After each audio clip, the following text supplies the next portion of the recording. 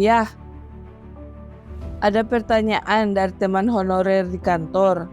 Apakah bisa dia mendaftar CPNS dan P3K secara bersamaan tahun 2024 ini? Oh iya, jadi begini, seperti yang telah disampaikan oleh Bapak Menteri Pan-RB bahwa tahun 2024 ini akan dibuka seleksi CPNS dan P3K ya, di mana arah kebijakannya untuk P3K itu dikhususkan untuk honorer yang memang telah mengabdi di instansi pemerintah.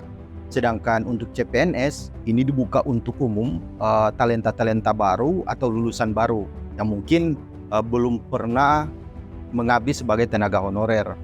Nah, lanjut dari situ, bagaimana jika kasusnya mungkin seperti ini ya, dia saat ini sebagai honorer dan masuk di pendataan tenaga non-ASN tahun 2022. Apakah bisa dia mendaftar CPNS juga? Di sisi lain, dia ini kan bisa mendaftar P3K ya. Nanti dia misalnya bisa mengikuti 2 seleksi ini. Setelah selesai seleksi, apakah dia bisa memilih apakah dia ingin mengambil CPNS atau P3K? Atau mungkin kasusnya seperti ini, dia ikut mungkin CPNS duluan, namun dia tidak lulus pada saat seleksi kompetensi dasar atau SKD, dia tidak passing grade, tidak memenuhi nilai ambang batas. Jadi mungkin dia menunggu untuk mengikuti seleksi P3K. Pertanyaannya, apakah bisa seperti itu? Dia bisa mengikuti salah satu atau dua-duanya begitu ya. Nah, menarik. Jadi seperti ini penjelasannya. Belum ada sampai saat ini ya, saya disclaimer dulu, regulasi terkait mekanisme seleksi CPNS dan P3K tahun 2024.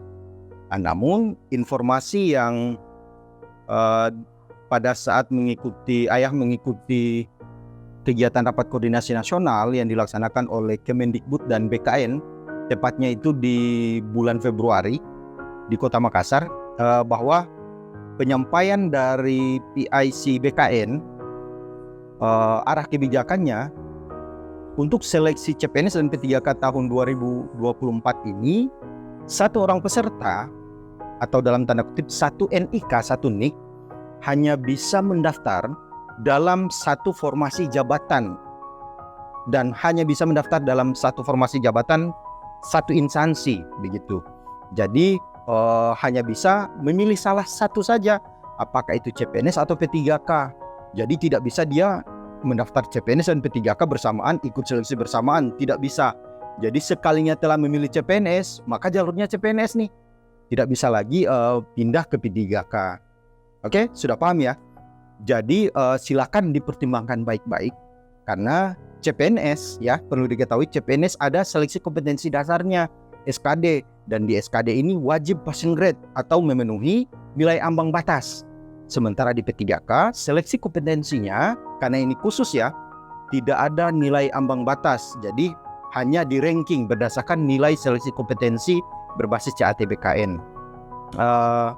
Silakan dipertimbangkan juga, karena keduanya pada dasarnya statusnya juga sama-sama aparatur sipil negara, sama-sama ASN ya.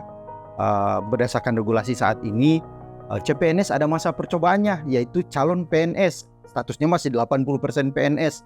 Nanti setelah mengikuti pelatihan dasar atau latsar, baru bisa diangkat menjadi PNS 100%, di mana P3K tidak ada masa percobaan ini.